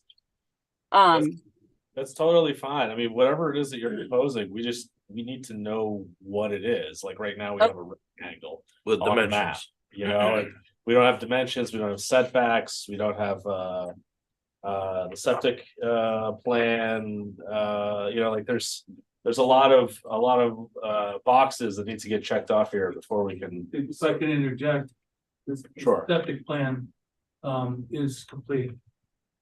And Okay. we're ready to go, so we've done that. Okay, but we don't have it here. Right. This is my point. Like, we need to have the information so that we can approve it. That component is completed. Okay, great. Doug Maservi did it.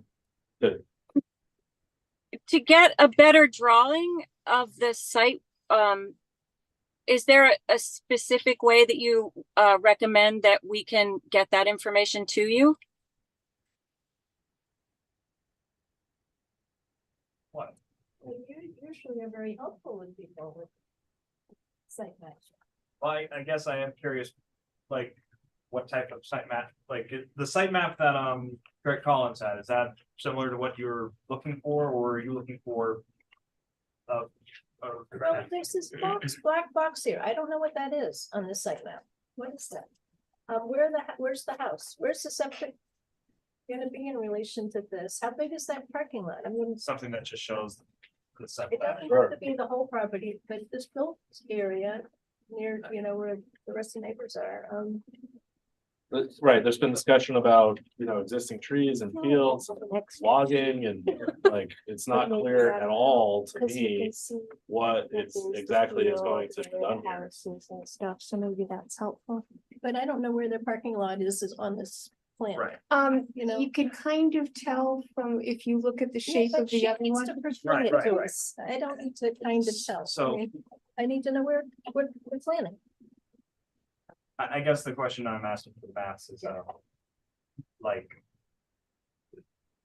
I could certainly recommend some people who do some of the professional site maps, like Chuck Campbell does some pretty good ones that are very detailed. But then we have something like what the last applicant had, and it was just showing the boxes, it showed the dimensions, it showed the setbacks. I think that's a way better than. Wouldn't that be adequate? As opposed to an engineered, Well, that's what I want, you know, that's complicated and that's very what- expensive. hold on, that's what I want, and that's what I want to be sure about, Right. because I can make a recommendation, and I can help get that map that the last applicant had.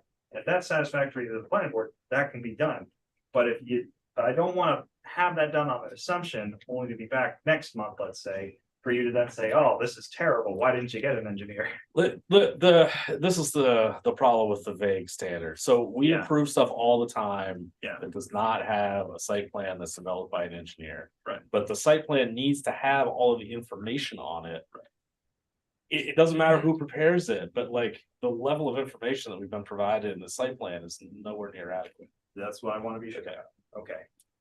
Okay, if give us of what's will So, be, so Susan, I can share what the last applicant provided. Actually, do you mind if I just take that from? I'm gonna let you take a look at it. It's the second one, I'm sure. At least we could tell from that that the addition was going on largely already to his parking area. And we could tell where it was in relation to forested and everything, you know, Yeah. where it was in relation to everything else. That I have another one here. Susan, I'm gonna show you what the last applicant had. Hopefully you can see it. So as you can see, there's some contours that show the 2-foot intervals of the slopes, shows the setbacks. It shows the dimensions of the current structures. Didn't have the parking on there, but that's because you can already see the parking that exists there. And like even on the broad map, you can see where all the wetlands are. You can see how far away it is from the wetlands. Although the text is probably not going to be too visible on your screen. Yeah. Oh, go ahead. No, I can see, yeah, we need some satellite images that show, you know, actual clearings and setbacks. Yeah, we can work on that. Yeah, and I can help with going over that type so that that's the type of map that will be presented next month if you'd like. Okay. Okay. That sounds good.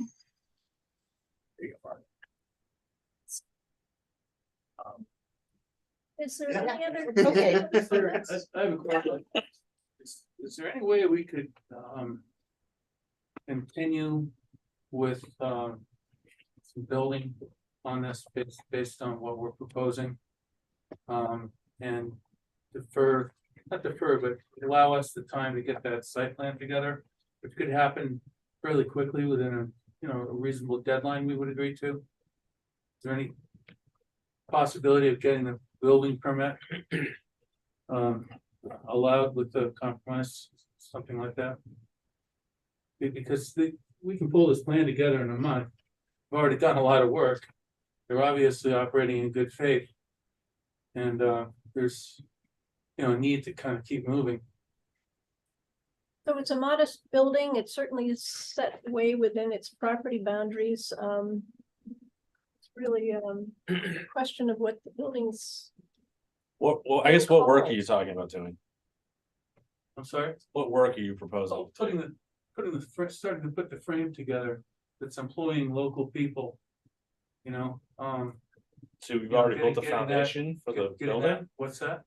You've already built the foundation for the building? Yeah, Mark approved that. Mark said we were okay on that. I say. I met with him. Okay, But sounds like a separate conversation. Well, I don't think My concern. I don't think Mark should be in trouble on that. Yeah, that I'm gonna have I guess I'm gonna talk to Mark. Yeah. Because I heard different stories, but Brendan, you go first. Okay, so I had no idea that you had already started construction on the project. Site work and some concrete. Sure, yeah. So you have a requirement to, when you're trying to get a permit in this town, to put together an erosion and stormwater plan. And you do that before you do your site work. Sounds like you've already done a bunch of site work if you've already got a foundation. Yeah, the disturbance has been minimal. It would amount to more like landscaping. Yeah, we get that a lot. Well, that's what we did. Very nice job. Yeah, hey, I'm sure Max would second that. And we really don't have a wetlands issue. We don't. It's Okay, flat. so the way that this works is you provide us the information and we see if it's, see if it's correct. See if you have met the standards of the law. And the way that this is being done is you're just saying, trust me, I know what I'm doing. Oh. And that's not how this works. Like, you have to provide the information so that we can provide you with the approval. So that's kind of where I'm at with this right now. And I think the same thing goes with the lack of detail on the site plan. Like, I started. we need the information so that we can give you the approval. We can't just, Understood. ignore the law here. Understood, but did talk with Mark about this. Sounds like Talked to we're, Stan, because there was a transition there, yeah. not so long ago, and I think that's possibly where the issue arose. Jim and Susan are trying to be above board 100%. So have I. We'll do what it takes to bring this, to a point where everybody's happy. Great. Man. Sounds like there was some confusion early on in the project I and, think so. yeah, okay. Oh, Sorry. Where do we, as the planning board, want to leave this?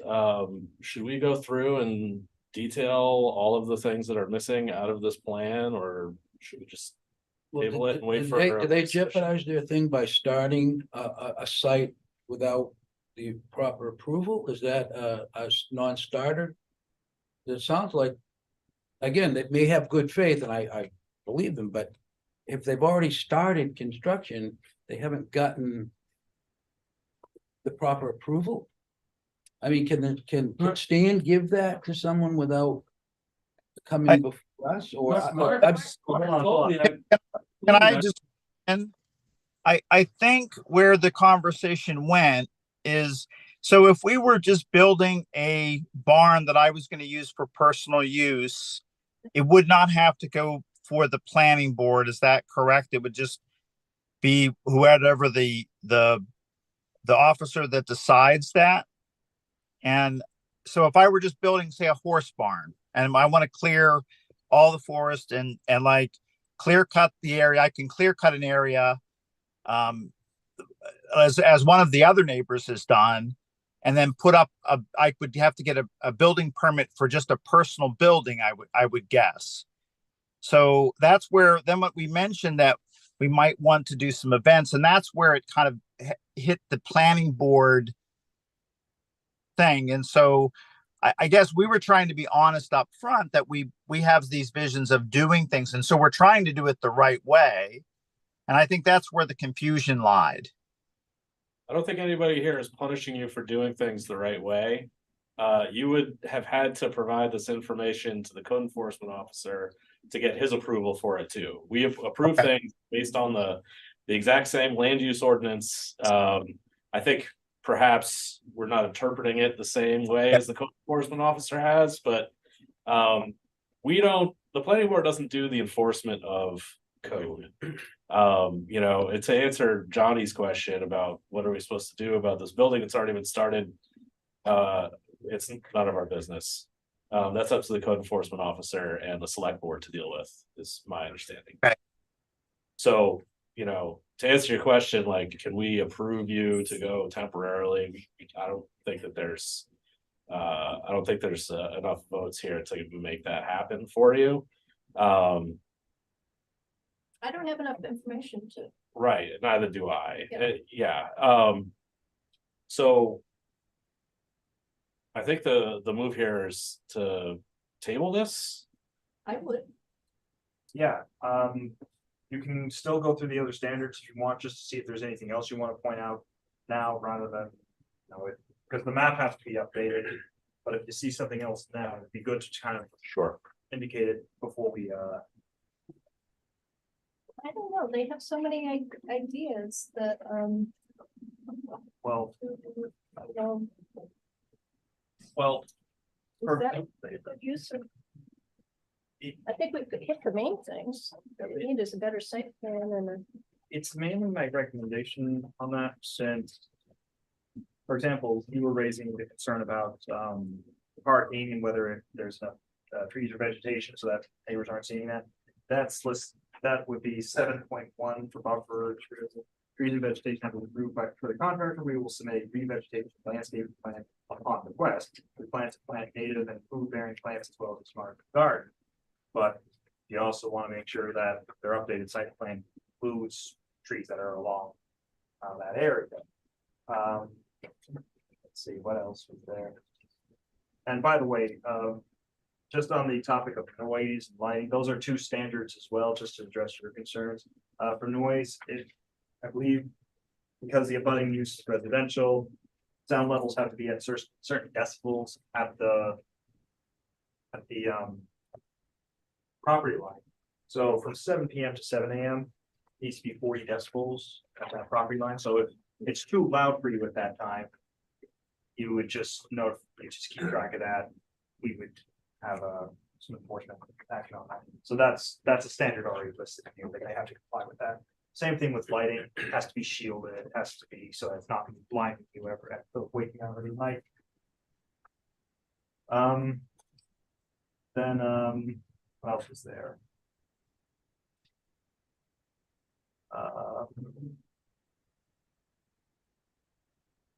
That's actually about it. Now that I'm looking through it, those are the main standards that I'm looking at. There's a stormwater management and erosion control. I guess that's the only thing, Brandon, if you have tips or tricks you wanna tell them about? Yeah, we frequently have contractors to say, I'm not disturbing more than an acre of land, therefore I don't have to do an erosion control plan. And that is the state DEP requirement. The town requirement is that every construction project is required to submit an erosion control plan per the DEP standards. Mhm. So we're not asking you to comply with the DEP law, we're asking you to use their standards to provide an erosion control plan for this project.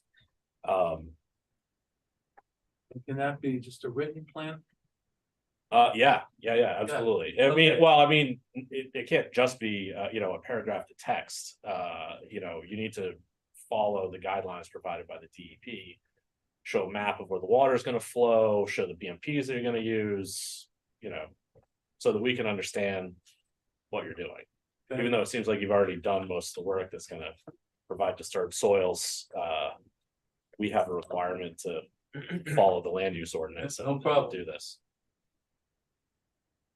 And the other question I had is, will you be stipulating a site plan engineered? No, we were just talking about that. Like, Yeah, if what the you information need. if the information is provided that we need to approve it, we don't need for it to be, done by an engineer with a stamp on it. Okay, We approve stuff all the time. It just needs to provide the information that we need to have. You're providing a parking lot. Is there screening? How many cars go into it? Sure. How far from the road is it? Where are the trees gonna be? What soils are you disturbing? All the information that would be in the site plan. But draw it up yourself. As long as it can communicate the information to us, then we can give a waiver on the item that it is produced by an engineer or architect. okay. Jim and Susan, are you okay with that? Yeah, I'm fine with that. Yeah. Thank you. You can use Sure. Google Earth pretty easily to generate it. Yeah, dimensions and stuff. Possible thoughts from the neighbors, just while you're here? I think it's pretty much already addressed. I'm Al Maloney, we're the closest about it. I think the my only concern was noise later at night. All the other stuff, I think we're quite like-minded. We think what they're gonna be doing it's good stuff. We're the people that had pigs before. Yeah. And as far as the parking, obviously you need to get some details, but there's a 25 foot layer of big oak trees and, it's, you're not gonna be able to see it from the road. And there's no neighbor that can see it anyway. The noise at night was our only concern. Well, basically we came here to want to get a little more educated what they had. But most of what they're talking to do, I think is good stuff, Good. Well, I'm glad that the neighbors are supporting the project. Yeah. I don't think there's anything, objectionable about the project itself. The entire reason why I think we can't approve this is just not enough information. Yeah. From a qualitative standpoint, there's no issue with the project. I'll be honest, we were a little overwhelmed with reading all the stipulations and we kind of, I guess, muddled through the best that we can do with this. And some of it was, I guess, lack of knowledge on our part because to read through all the guidelines just got very confusing for someone that does it every day. I see where they can understand it very easily. So we can come back and try to provide that detail and hire somebody if we can't do it ourselves. Great. Okay, so just be a table to motion to table this to the second. I will move to table the application. I second it. All in favor? Ayes have it. Okay. So, Jim and Susan, I'll send you an email about trying to get this. Maybe Okay. I think that's it for tonight, isn't it? Have a good dinner. Thank you. Okay, thank you very much. Appreciate it. There's nothing else tonight, right? We have no minutes. I think we move to adjourn. Yeah, the only thing I have is that we probably have at least one subdivision. Well, Timmy Jester. That's the two lots. They were putting now and then, but Yeah. that's about it. Oh, where the guy from Garland Dorsey came in and Yeah. Yeah, yeah. Deadline, so they'll be on December. Okay, Yeah. all right, move to adjourn. I move to adjourn.